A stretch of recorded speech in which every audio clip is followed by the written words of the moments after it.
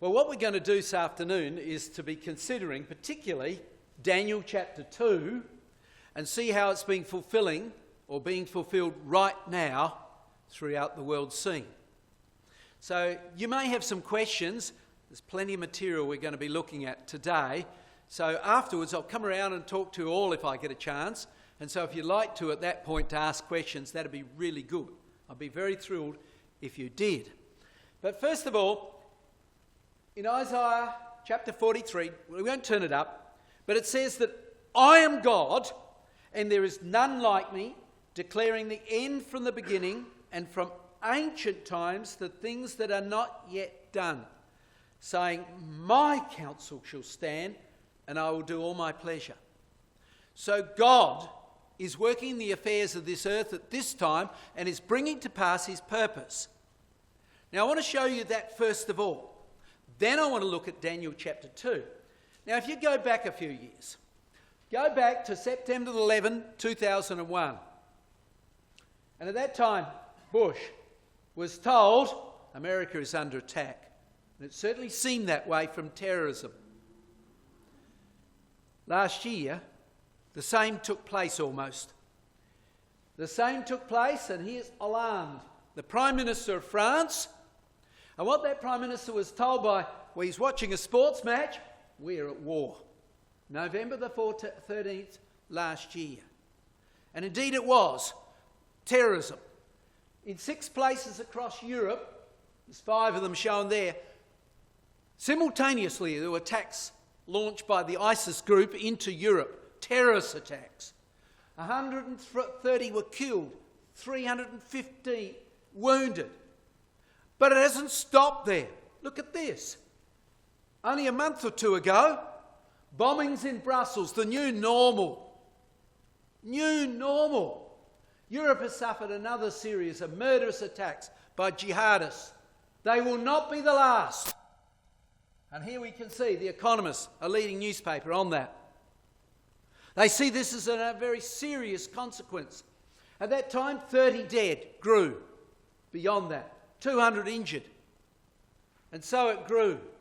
But in this occasion, it was exceedingly frightening because very shortly afterwards, they intercepted one of the men that escaped.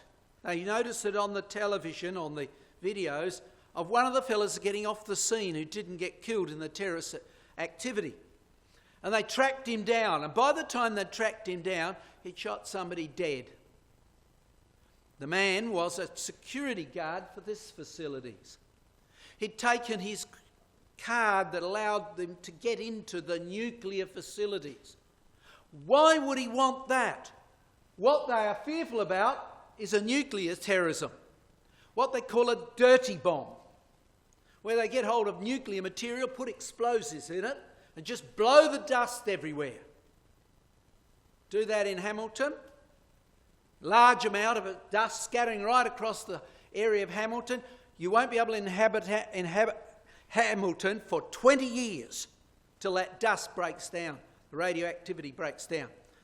They are terrified of what's going on. Utterly terrified. Now, here's a sign of that. Unused school buses. Where? Los Angeles. Just a single fake email was sent to the Education Department of Los Angeles, and the result was, only a little while ago, December this year, 1,000 schools closed, 640,000 students couldn't go to school that day. Oh, but it's only happened there, wouldn't it? Well, no, even in Australia where we come from. Look at this. Same happened in Australia. February the 1st, on 2 days, fake emails were sent, and they had to close schools. Get students out of the school, out into the grounds, in case it was blowing up. Terrifying. And yet we should expect that and know that. The Lord Jesus Christ, speaking under inspiration from God, said this at the end. Men's hearts failing them for fear and looking after those things which are coming on the earth. Remember what Isaiah 43 says? God will tell the future. And there we are. He was saying that, speaking on God's behalf. And he said that was a precursor to this. And when those things begin to come to pass, then look up and lift up your heads, for your redemption draweth nigh. Can you ever remember anything like what we're seeing now? It means hearts failing them for fear. And what does that tell us? It's beginning. My goodness, it seems to more than begun. How long have we got to wait before our redemption draws nigh? Christ's return. Time is very short. But now, further to that, in the book of Daniel, we won't turn to it, but in Daniel, Nebuchadnezzar was told that God controls the world affairs, right? What he was told is that the Most High ruleth in the kingdom of men, and giveth to whomsoever he will, and particularly the lowest of men, which is the Lord Jesus Christ, the humblest of men. So he was telling us that ultimately the Lord Jesus Christ will return from heaven and establish his kingdom upon this earth. God rules. He will bring to pass his purpose. It's sure, it's certain, there's no doubt about it. Just like we said before, Christ said there would be increase of terrorism, fear, and that would lead up to Christ's return. It's certainly happening. Similarly, in this way, we're going to see that what God says does happen. And we're going to look at one of the most major prophecies in the Word of God, Daniel chapter 2. Now, most of you still got it open before you. I want to lay a foundation for that in a moment in regard to that. But this afternoon, we're predominantly going to use those three quotes. We could have used heaps more. Time doesn't permit. There's plenty we could look at. But Daniel 2 describes Daniel's image. There it is. Head of gold, feet of iron and clay. All right? Symbolising these empires down through time. Now, most of the churches down through time have seen this as being historic. It's almost as if the image should have been laying down, because after that came that. After that came that. These were the empires of the world. But we in Christadelphia, many years ago, in the days of one of our writers, Dr. John Thomas, said, no, that's got to be standing up at the last day. Now, look with me to Daniel for a moment, Daniel chapter 2. And let's first of all look at verse 28. And if you've got a pencil, it's worth colouring this in. Very, very worthwhile, because it really gives to us the clue to what this book's all about, or this image is all about. Look at verse 28. But there is a God in heaven that revealeth secrets, and maketh known to the king Nebuchadnezzar what shall be in the latter days. That's what's worth colouring in. So you see, that whole image relates to the latter days. Again, let's look at verse 35. Then the iron, the clay, the brass, the silver, and the gold broken to pieces together. Together. There's the key word. So you can see it's got to be smashed at one time. Again, verse 44. Look at this. And in the days of these kings, that's all the kings he's been describing, from the gold down, shall the God of heaven set up a kingdom, which shall never be destroyed. And that kingdom shall not be left to other people, but it shall break in pieces and consume all these kingdoms, and it shall stand forever. So here we are. It's got to destroy all of those kingdoms. Well, how could it be? Unless it's standing up, it's existing at the same time. Well, how's that going to be achieved? Well, it's because these territories, not the empire so much, the territories, must be united together. There's a bit of a description of some of the territories that we're going to look at, representing each of those areas. The Babylonian Empire was in the area of Syria and Iraq.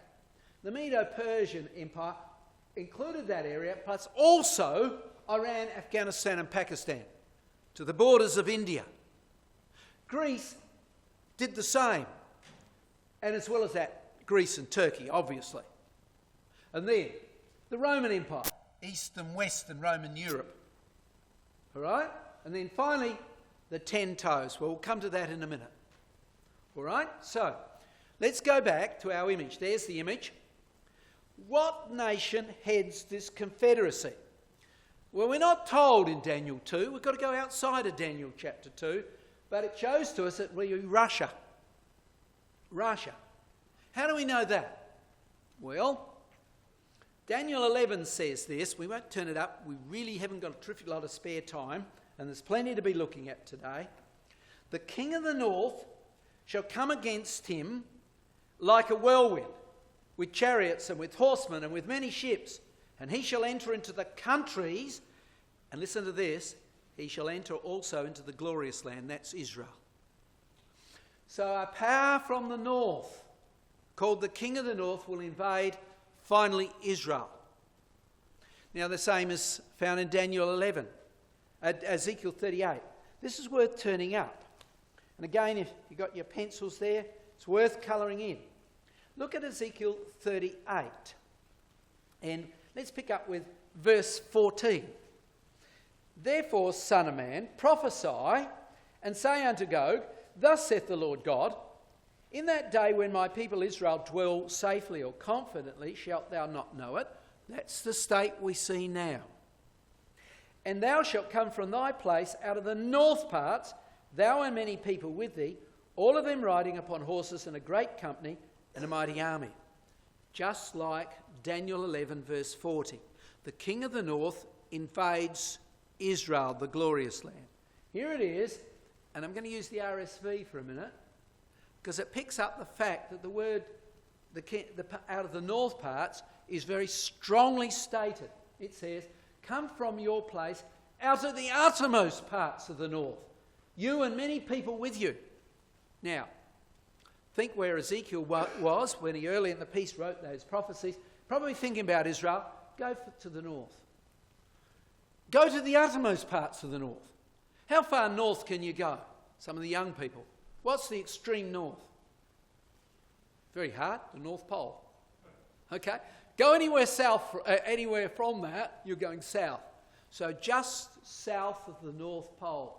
There it is, Russia. No doubt about it. Very clearly stated, isn't it? Now, we're in Ezekiel 38. Come with me, look at verse 2. Here's the leader. Son of man, set thy face against Gog, the land of Magog, the chief prince of Meshech and Tubal, and prophesy against him. Now, first of all, he's called Gog, and he's the chief prince. Here's our Russian power. The word Gog means, according to the companion Bible, all that is powerful, gigantic and proud. And there's a picture of Putin on the front page of the Time magazine a couple of years ago. Very proud. Again, he's called the Prince, an exalted one, and that's the way he sees himself. Here he is in a bit more modern picture of him. Not much different, still very arrogant, very proud. It may be another man, but it looks very likely to be the case that this is him. This is him. But now, in verse 3 and 4 it goes on to say, and I will turn thee back and put hooks into thy jaws. You're talking about Gog, Russia. And I will bring thee forth and all thine army. So, between where Gog is described and the invasion of Israel, this has got to happen. I believe it's already happened. I'm going to use Brother Thomas, Dr. Thomas, who wrote way back there in 1948, thereabouts. And in Help Us Israel, he says this. He said, let Russia's treasury be as empty as it is said to be. It will only operate as a pressure from within, causing the autocrat, that's the leader, the Gog, to enter into the countries and to overflow and to enrich himself with spoil. What's going to be the hook to go in his jaws? To enrich himself with spoil. Now, look at the situation in Russia at the moment. If you went back 2.5 years ago, The Economist magazine said Russia got 73%, nearly 3/4 of its money, from oil and natural gas. All right? Well, what's happened since then? Look, The Economist. The Russian economists are now debating how long before their economy faces collapse. That's what Dr. Thomas said. And he said he will invade to fill his coffers. Most think it can only totter on for 2 years or so, but there is a real chance things could get a lot worse a lot sooner. And so here's the price of oil, and it's been going down. It's not looking too good. Now let's go back in history a little and let's follow through what's happened to Russia. Here we are, close of the Second World War. After the Second World War, it had invaded and formed these communist countries, which we call those countries behind the Iron Curtain, the Warsaw Pact countries. Then in 1939 through to 1989, toward the end there, the oil price collapsed, can you believe it, to $12 a barrel. Iran and Iraq were trying to pump so much oil to fund their war over the latter part of close to this period here. And the price of oil finally reached $12 a barrel, but it hurt Russia. If you go on the web, you'll see pictures, the queues of people lining up to just get a loaf of bread. They were desperate for food, absolutely desperate. And in the desperation, what was Russia going to do? What did Russia do? Well, I'll tell you what it did. It pulled itself out of these countries. Said, we can't afford to keep our soldiers there. We've got to get them out. So they brought them home and put them into industry. And let those countries become independent. So here it is. That's how it has been since 1991. And those countries since then thought, well, we're never ever going to have to worry about Russia again. And so, as the scripture says, by peace he shall destroy many. And the bulk of the European countries have not armed. Oh, they've maintained an army, but it's back. It's really run down. Hopeless. Just a couple of months ago, Sweden had 6 submarines come into its waters. And they sent the very best ship out to see what it was, what these submarines were, and what nation they came from. And they couldn't tell. So they contacted Britain, and Britain flew over a special aircraft that could detect these things. Yeah, that one's Russian, that one's Russian, they're all Russian. Sweden just hadn't upgraded, like almost all of Europe. And so, now here's where we see things now. Russia has begun to move. Ukraine found massive quantities of oil, shale oil, and very clearly, within a few years, they would be able to supply the whole of Europe. And so Russia determined it had to move. It had to move. And so it moved into Ukraine. It took Crimea, 2014. It hasn't stopped there. What's it doing now? Moving to Syria. You see, Russia has armed and moved against Ukraine and then into the Middle East. Clearly she's planning to do that, or has been planning to do that. Go back 1 year from now, or a little bit more, a year and a bit, just about the time of Easter. A show of strength. Putin uses VE Day to stage the biggest Red Square military parade since the collapse of communism. There it is. Never seen anything like it. Latest, the best, the greatest. Heaps of weaponry in Moscow and various other cities. And the Europeans analysing it said this: Moscow is actively preparing for war in Europe. Daily Mail. But he didn't move into Europe. Caught them offhand. But what he did was, on that occasion, very shortly afterwards, he called up a huge number of troops, 95,000, and put them on the borders of Europe. Easter last year. But he didn't stop there. That was that. He had already in March pulled in 80,000, and then in September 95,000, and then in October 150,000. This is beside his normal standing army. Beside his normal standing army. Something like 230,000 extra troops. What's it all for? Well, Ezekiel 38 says, first of all, he'll be a guard to his allies in the Middle East.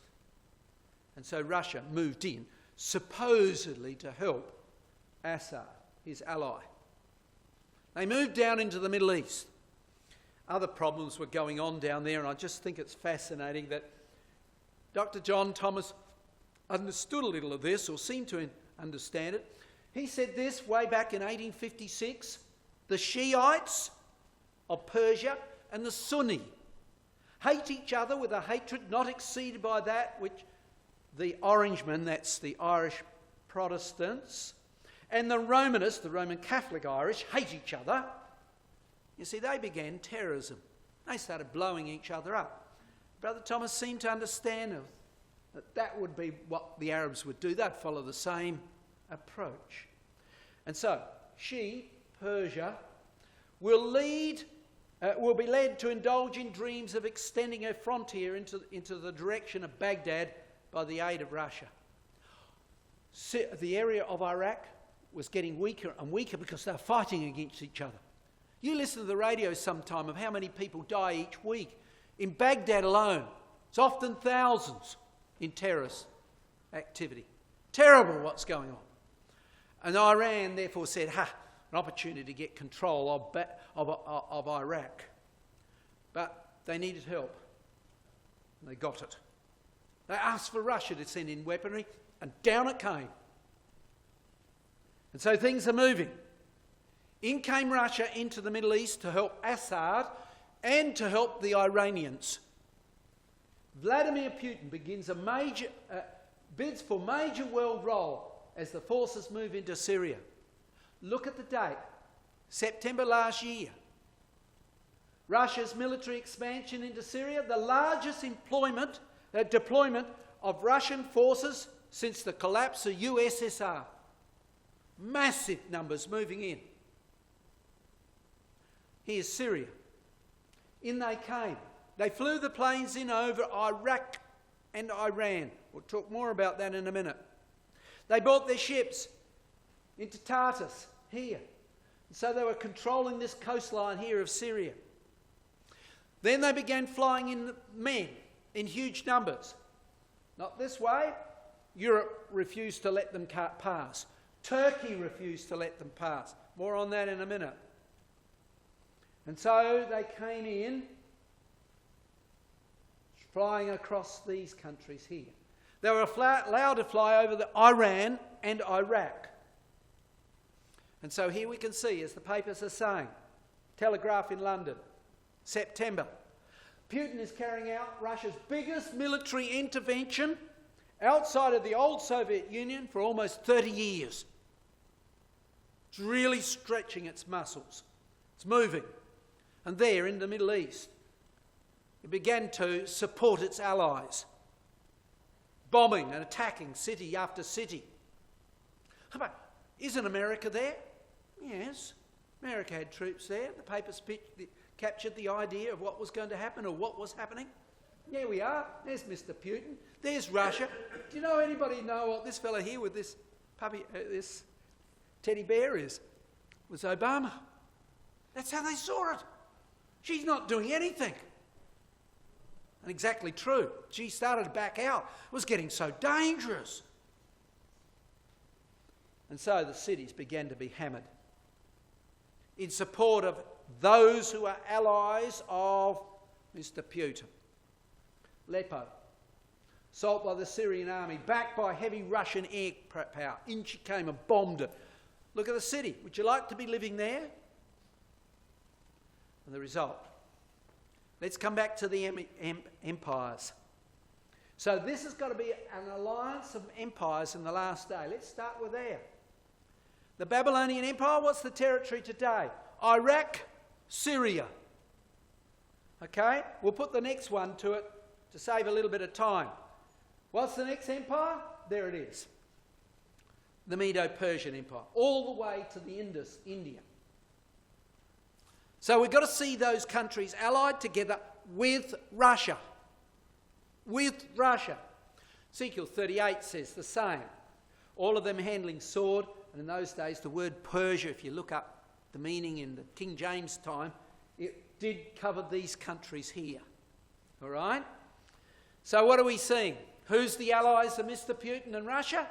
Oh, Iraq, Iran, Syria. Iraq cooperating with Russia. Iran, Syria on security issues. We're buddies. Mr. Putin goes down and visits the Iranians. There he is, the leader of Iran. Here's Mr. Putin. What are they doing? Signing the biggest military deal ever with Iran. We'll help you, all right? Big time. The best and the most important deal in the whole history of the Islamic Republic, said the BBC. So yes, they're allies with Syria, Iraq, Iran. What about Afghanistan? Oh yeah, well, America's just pulled out because, well, we've brought some sort of semblance of stability into that area. That's what they thought. Australia pulled out too. So what does Afghanistan? Turns to Russia. Why? Because America is untrustworthy. What?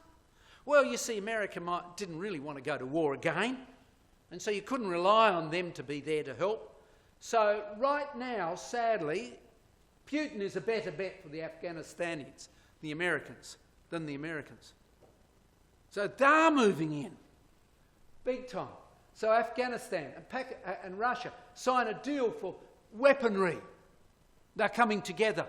They're allies. Let's go to the next country. Let's go to the area of Pakistan. A little bit more dated, but in comes the leader, the military leader from Russia, and signs deals to supply Pakistan with weaponry. So think of it. Allies of Russia, from Syria to the borders of India. Borders of India. The Indus River. But now, the Russian Middle Eastern allies are threatening Israel. You see, they are now putting troops from their countries into Syria. Putin signs the decree drafting another 150,000 conscripts into the Russian army. We referred to that before. As Iran, Hezbollah, they're up in the Lebanese area, a major ground offensive in Syria. So they're working together. Terrorists, Hezbollah, and Iran are working together in Syria. Hundreds of Iranian troops have arrived, backed by the Hezbollah and rebel fighters from Iraq and Afghanistan in Syria, supported by aircraft from Russia. But Russia didn't stop there. She brought in some of her top missiles. They placed them here. They could hit almost all of Turkey and most of Israel. They said, we're controlling the skies. We're controlling the skies. And the result, Israel extremely nervous over Russian operations in the Golan border, Debka, an Israeli paper. So, heavy battles raging from a point just south of Quneitra. Here's Quneitra, there's the Golan Heights. And so there, on the border of Israel, fighting is taking place. And the consequence of that fighting is just a few people on the move. Here's a little bit of an idea. We'll look at those that went down into Jordan. This is where they're being put up. There's only one of the camps. That's kilometres across of tents and such like. Imagine going there. Staggering, isn't it? But now let's come back to the image. We've got to see the Grecian component established here. What does that mean? Well, yes, what we talked about before, now allied with Turkey and Greece. That's got to be united. And so, we've got to see the king of the north come against him, Turkey, like a whirlwind. So Russia must conquer Turkey and ally itself with Eastern Europe. You know, if you go back in history, in 1453, the Christians in Istanbul or Constantinople were kicked out by the Muslims. And up in Moscow and St. Petersburg, they set up churches because they fled north. And this is what you find on the top of their churches. You probably find around Hamilton churches with a cross on the top. They don't have a cross on the top exactly. They have a cross over the top of a moon. What's the crazy idea of having a moon there? See, there's another one. Another one. What they're saying is, we in Russia, us Russian Christians, are going to dominate over the moon again. We lost Constantinople in 1453, but we will retake it. That's the determined decision of the Russians. The Christian part of Russia wants that back again. But you see, Turkey's told Russia just to back off. Right? When Russia moved into Crimea up here, there was a group of people called the Tatars. They are Turkish ethnic Turks up in the area of Crimea. And traditionally, the Russians have been quite cruel to them. And so Mr. Erdogan, their president of Turkey, said, don't you touch our Tatars. You be kind to them. If you're nasty to them, Mr. Putin, we'll close this waterway, the Bosporus, to you. And you won't be able to get your ships out into the Mediterranean. When I read that article, I put that part up there. I didn't put the rest. I didn't have enough space. But what I went on to say, the newspaper said, we're amazed that this fella is crazy enough to talk that way to Mr. Putin. You just don't talk like that. But he did. He said, you do that, we'll do this. But it hasn't stopped there. Mr. Putin asked to fly equipment into Syria at the first over Turkey. And here's the response. Putin warns Turkey. Nice friendly face. Okay? If necessary, we can stage a swift military coup d'etat against you. We can destroy you. I will defeat you. Shortly after those aircraft came in. And then, of course, Turkey did a silly move. Russian warplanes down by Turkish jets. They flew over only a little tiny bit of Turkey. The Turks allowed them to be shot down, destroyed. Putin was not amused. Putin called it a crime, saying it would have serious consequences. Now remember what we said? Russia must take Turkey. Mustn't. Part of the Russian, the Gogian Confederacy, part of Daniel chapter 2. But you see, we need to be a bit cautious there, because Brother Thomas, again, writing long ago, said this. Yes, he said they will take Turkey, but we, talking about us, brethren and sisters, have not to wait the advance of the Russian Gog against Constantinople. What's he saying? He says, it's my opinion, he wasn't dogmatic in this regard, but he says, it's my opinion that Turkey will fall after Christ has returned. Now you look at it. Turkey's a real problem to Russia at the moment, but Russia seems to be avoiding tackling it at this stage. And I'm sure that when they're ready and good and well, they will take it. Okay? But meanwhile, things are working for Russia that they want to exploit. Here it is. They're bombing Syria. Been in there, sometimes smashing hospitals and such like. People are fleeing in droves. Look at it. You'd want to be breathing in opposite times on either side of the shape, where you might push somebody over. It's so packed. They're coming in droves into Europe. Okay? When this was written, September last year, 500,000 had come in. And now they were saying, they're coming sweeping in here, and here's where they're gone. The height of the red line shows you how many there are. And there's Germany. But they were coming in at the rate of 4,000 a day. They've got to be fed, they've got to be housed, Europe's going to be struggling under that effect. The crisis has overwhelmed the European leaders, said the BBC. Staggering scene. And they're extremely terrified about what's going on. Here's another ship coming in. Have a look. Sorry. There they are queuing up to get on board the boat. A few got on board the boat and got pushed off the other side. There they're in the water. Everybody's desperate to get out of Turkey into Europe. Now, not every scene is like that, I think that was quite dramatic. But look at the article.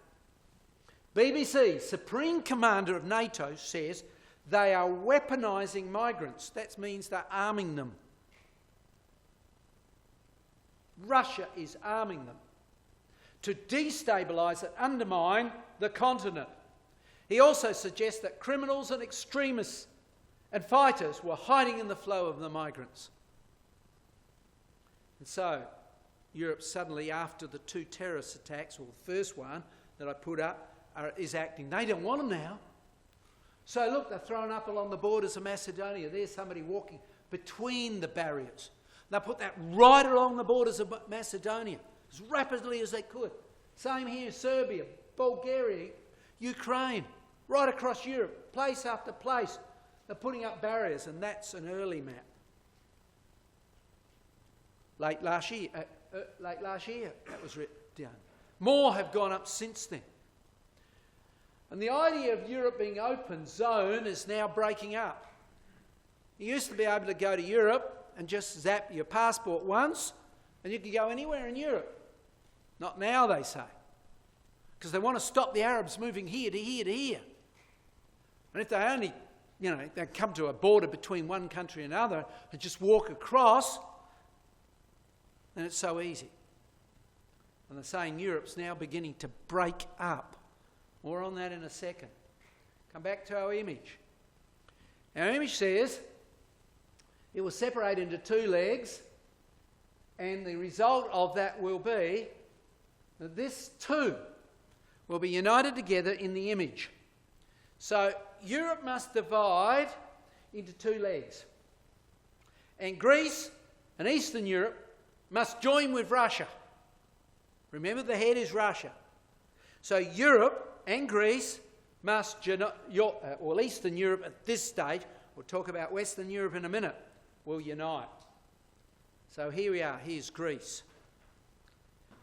How the migrant crisis could accelerate her leaving the EU.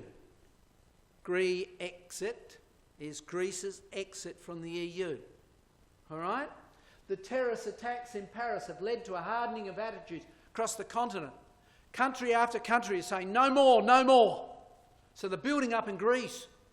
And Greece is having a real struggle to fund it. Greece stands to get really badly hurt. Now, you may remember a little while ago, last year, Greece got assistance from Germany because of her financial state. So here's the picture depicting it. So here's Mrs. Merkel, the leader of Germany, the richest country in Europe at that stage. I might add, not anymore, but that stage, there you are, representing the EU. She funded Greece's economy. Here's the Prime Minister looking on. Things weren't going terribly well. So, Greek debt crisis endgame. ECB, that's the big European bank, agrees to pump more money into the Greece bank. Look at the rest of the article. As Russia enters the ring. You see, here's Mr. Putin meeting the Prime Minister of Greece. And a little cartoon added to show what's going on. Here's Mrs. Greece trying to clean up the mess, I think. There she is in her home, and suddenly the door's open. Who's this? I labelled him so in case you couldn't recognise him. I thought you would, but, there we are. Mr. Putin at the door. Russia has said it is willing to consider giving financial help to Athens. Will this help you, Greece? Join us. All right? So here we see the image coming together. Click, click, click, all starting to fit. And the rest of Eastern Europe. Well, world has started spending more on weapons, no doubt about it. Look what's happening in these countries in the last few months. Spending 10%, 1.2, 16, 21, and so on. They're terrified. And we'll talk more about that on Wednesday night. Here we're just sticking to Daniel 2. We'll get in a little bit more depths on that occasion. All right. So NATO allies preparing to put 4 battalions on the eastern border. We've got to defend ourselves from Russia. Romania only a few days ago got weapon missiles from America. Russia said, right, you're provoking us, and have been moving this week more troops against the borders of Romania. They've got an excuse, they said. So here's how the world sees it. Russia. NATO, putting up a sign, please stay away, please stay away. And here's the people of the Baltic states and that area, hoping the sign might work. Well, the scene is that NATO's brought up against the borders of these countries 4,000 NATO troops in the last month. And Russia has approximately that number extras on the border.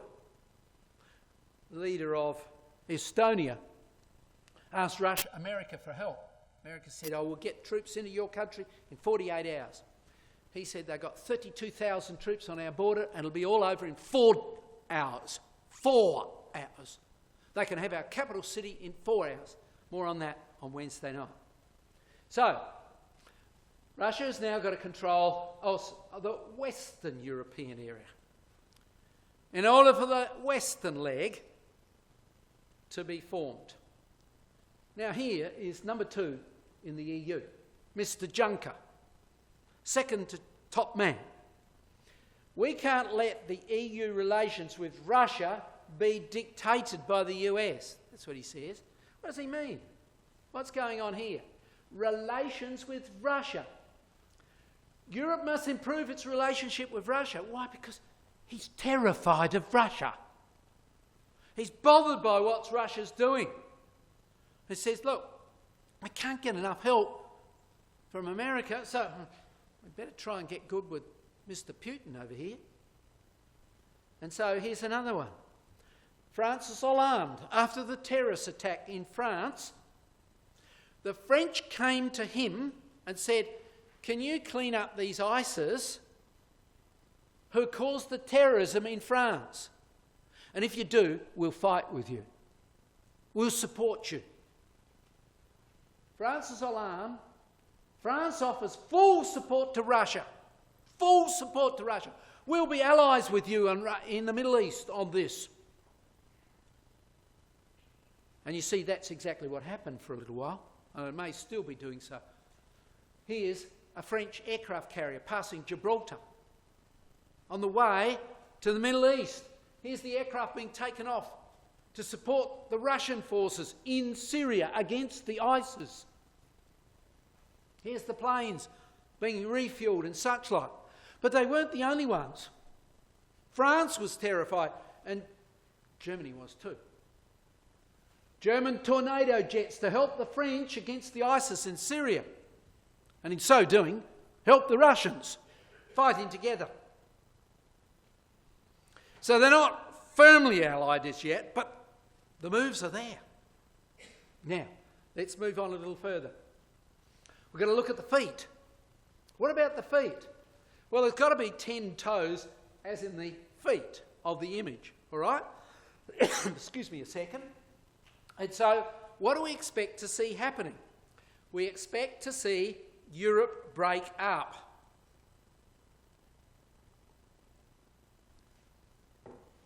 Here is the leader of Luxembourg.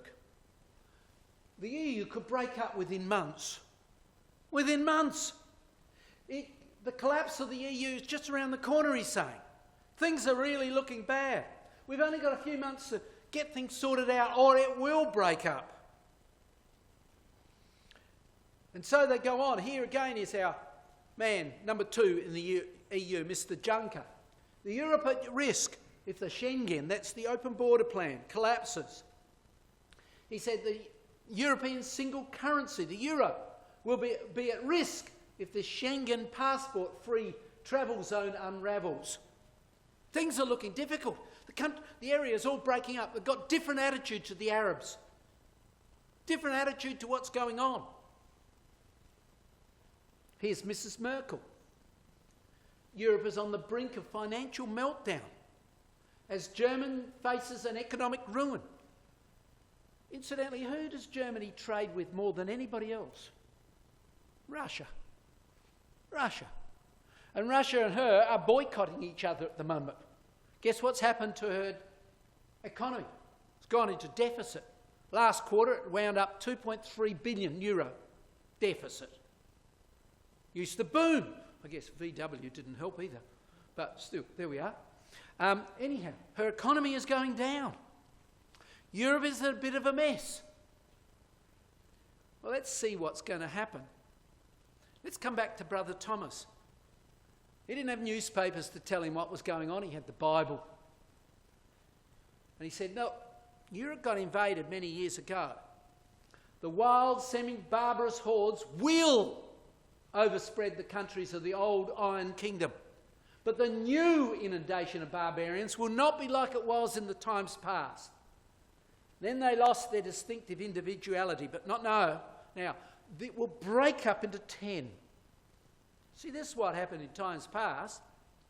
Into Europe, in the years AD 400 to 500, approximately, in came the barbarians, the Huns, the Vandals, the Visigoths, the Burgundians, what we broadly called the barbarians, 10, and broke Europe up into its constituent parts, didn't it?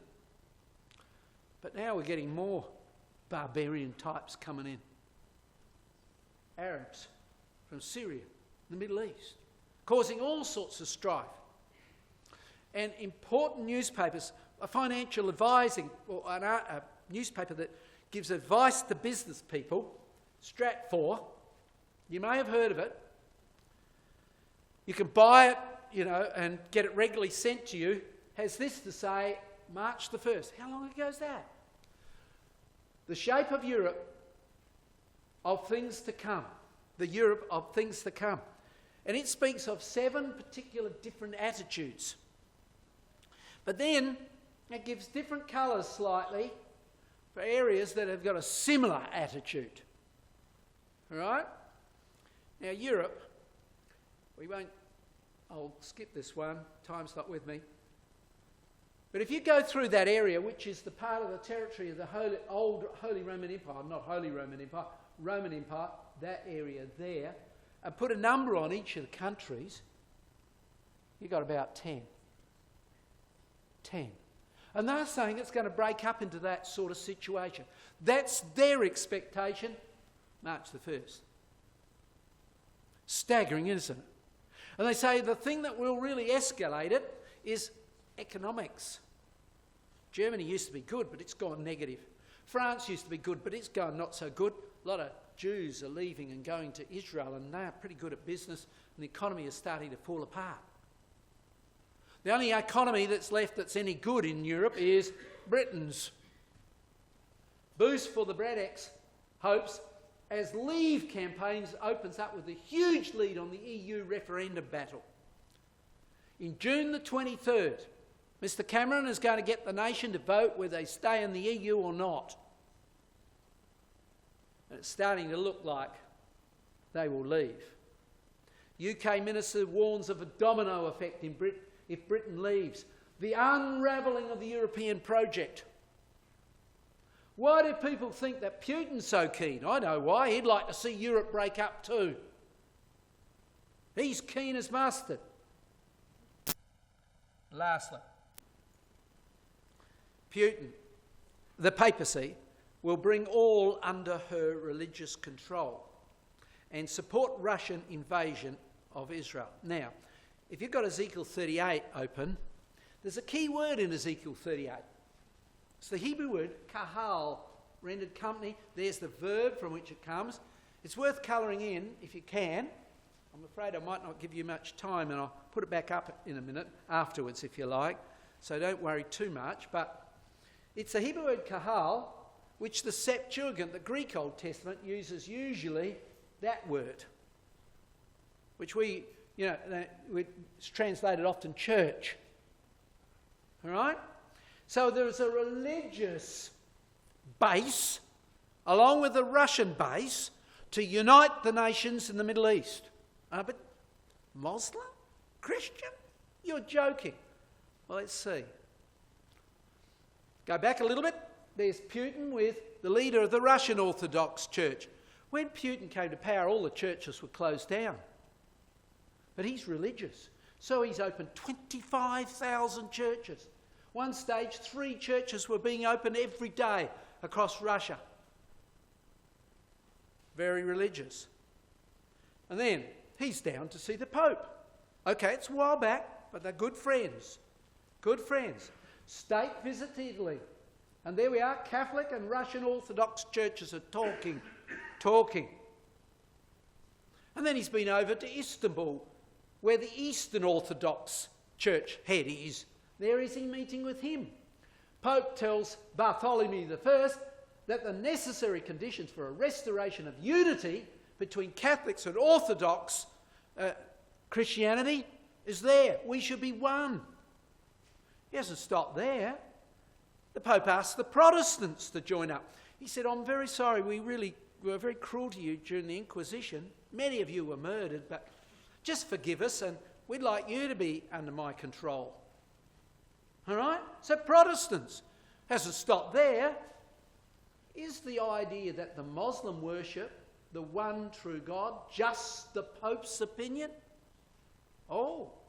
So he's saying to the Muslims, come under my umbrella. In fact, 3 countries in the world were fighting because of Christianity against Muslim late last year.